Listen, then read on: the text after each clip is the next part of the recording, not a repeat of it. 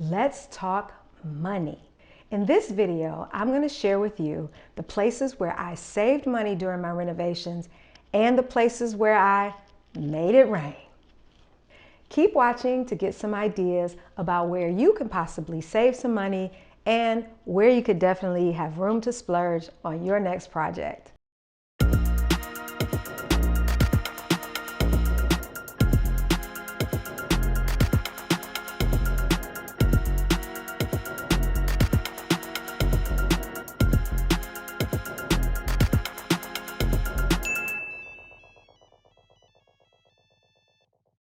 Welcome and welcome back.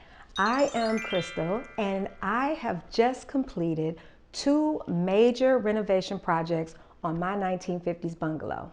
To see what's been done, check out the videos that I have linked here and in the description box below. For both projects, I kept a close eye on my budget, but there were definitely places where I saved and places where I splurged. I'm going to share with you 8 areas where I saved and where I splurged. And I want you to see if you can guess which was which.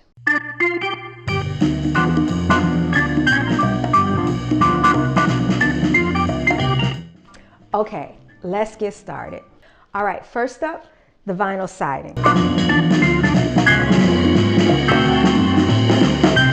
In this case, I saved.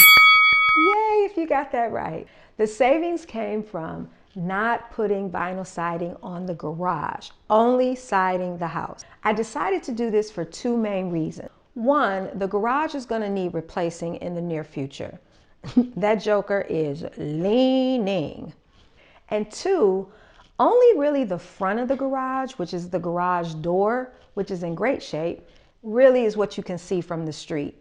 The sides in the back where a lot of the, wood issues and the chip paint is, you can't really see that from the street. So not doing the garage actually saved me anywhere from $1,500 to $2,000. The next place I saved or splurged was regarding who I got to do the work. What do you think? Did I save or did I splurge? If you said splurge, then you are correct. In both cases, the interior project and the exterior project, I hired a general contractor. If you're not familiar with what a general contractor actually does, that person handles coordinating all of the work, and anything that needs to be subcontracted, they take care of it. So I communicated and I dealt with one person. Now, sometimes that costs a little more, but for having one person to go to, one person to talk to, one expert that knew how everything should go, it was well worth it. I left all that coordination to the professionals, and that made my job easy peasy. All right, here's an easy one. You should probably be able to guess this. And this is in reference to the walls. Did I save or did I splurge? If you said splurged, you are absolutely correct. I wanted to open everything up, which meant I not only had to get rid of one wall, but I had to get rid of 2 walls. And one of those walls was load bearing, which means it supports and holds up the weight of the house. But when you remove a load bearing wall, it requires some extra steps. One, it required an architect. An architect had to review the plans, look over them, and sign off, and that cost money. I also had to get an extra inspection from the city. Now, the city doesn't charge me for the inspection, but it is an extra headache and a time kind of thing. The third thing involving a load-bearing wall is now I have to have something else that can hold up the weight of the house, which means a special beam had to be installed, and that extra beam costs extra money. Oh, and I almost forgot. That load-bearing wall that is no longer behind me, that wall contained ductwork, HVAC ductwork, that led up to the 2nd floor. So the ductwork also had to be rerouted, and which required some extra work. So it was a lot of work, but it was so worth it. It is so nice to have everything nice and open, and that open concept that I was looking for. Next was the overall layout of the kitchen. If you said that I splurged, then you are wrong. I actually saved here. I kept the general layout of the kitchen the same, which meant I kept the sink, the stove, the major appliance, the sink, stove, dishwasher in the same place, which meant that I didn't have to change the plumbing and I didn't have to change or move the gas line. So that was a big savings. So how are you doing so far? Are you 4 for 4? I want to take this moment though to kind of interrupt the flow and remind you to hit those buttons below. By doing that, it'll help you keep up with all of the new stuff that's coming your way. All right, let's get back to it. All right, on to number 5, the countertops. Did I save or did I splurge? Well, believe it or not, I actually saved on the countertops. So originally I wanted, or I thought I wanted, quartz countertops. And I wanted that because quartz countertops have little to no maintenance at all. And I thought I wanted like a completely white kitchen except for the hardware.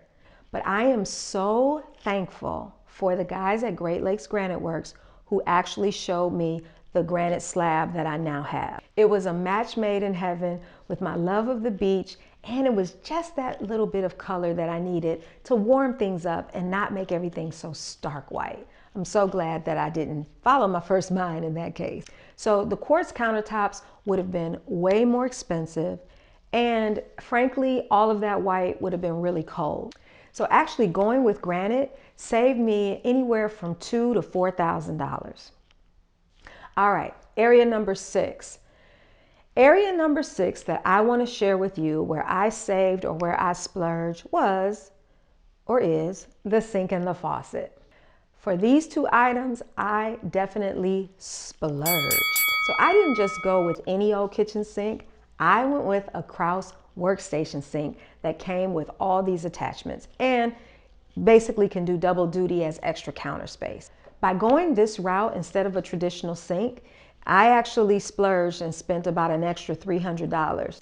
Same goes for the faucet, and not just because it was a Kraus faucet, but really because of the finish. So I went with that matte black and brushed gold, which definitely costs more than just a traditional stainless steel or shiny silver color sink. All right, so number 7 has to deal with the kitchen flooring. So believe it or not, here is where I actually saved. So if you remember, and maybe you don't, but check out some of the old videos, we actually were hoping that the original hardwood floor that runs through the first floor, we were hoping that that also extended into the kitchen.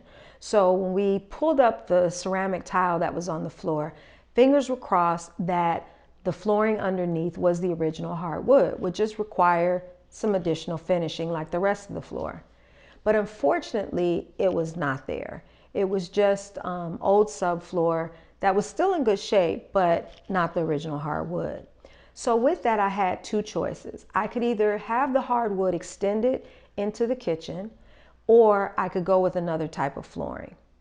I really wanted that seamless wood look to go throughout the entire floor to keep it from looking kind of broken up. And even though there weren't walls, having different flooring in different sections can really chop up your space. So I needed to pick something that was going to look seamless. So I decided to go with luxury plank vinyl that had the look of wood. And as you can see, it's about as close as I can get. The upside is that it was less expensive than extending the hardwood, and that flooring is way more durable than true hardwood flooring. It can withstand water spills, it can withstand things falling on it, so it's not going to dent it and ding it up. And that's not the case with hardwood. So by going with the luxury plank vinyl over extending hardwood flooring throughout the kitchen, I actually saved about $3,000. Okay, last one, number 8. And this has to deal with my appliances. So what do you think? Did I save or did I splurge? Well, this one was kind of a trick one because it was a little bit of both. There were places where I saved and there were places where I splurged. So let's start with where I saved. I actually saved money because I did not get a new refrigerator, a new stove, or a new dishwasher. So by keeping the original ones I had and just getting them cleaned really well, that saved me a ton of money, as I'm sure you can guess. And for what reason? They all worked fine. They just needed a little extra love, especially after all of the construction dust. I also opted not to get a garbage disposal. Now, everybody has their opinion about garbage disposals, but it was just one of those things where I found I wouldn't wake up in the middle of the night thinking, oh, I just wish I had a garbage disposal. And everything I hear from people about their garbage disposals, odors, them breaking, clogging up, all those things, I was like, I haven't had one, don't miss it. I don't even need to get it. So that saved me some money too. But I did splurge on my microwave oven for sure, because I didn't just get a regular over-the-range microwave. I got a combination convection oven and microwave setup. And it's like, I mean, you can even like turn the thing on from your phone. Why would I need a microwave from my phone? Don't know, but I do have that option. So that microwave, by going with a convection and microwave combination, what it does, again, holiday time, I've got an extra oven. So now instead of having my double oven range, I now have a third oven in that microwave. So that was my main reason for doing it, for having that extra opportunity. Now, the difference in the cost was about $500. So I could have gotten a nice over-the-range microwave, you know, for a couple $100, whereas this one was around $700. But again, it was one of those areas where I felt like, you know what, if you're gonna do it right. Now, the other splurge I did on the appliances, I decided to get a beverage fridge. So now we took all of the beverages out of the refrigerator, which gives me a lot more room for food and leftovers and holiday time again, for all those holiday containers and all that stuff. But now I have beverages in a separate spot. So I really wanted that. I thought it was a nice little touch to add to my kitchen. And I just swapped out the space I would have put a base cabinet. I put that built-in beverage fridge. So how'd you do? Did you guess them all right? Leave me a comment in the description below, or in the comment section below, and let me know how you did. I hope this gave you some good ideas and some things to think about for your next project. And on that note, I want to thank you for watching, and I'll see you in the next video. Bye.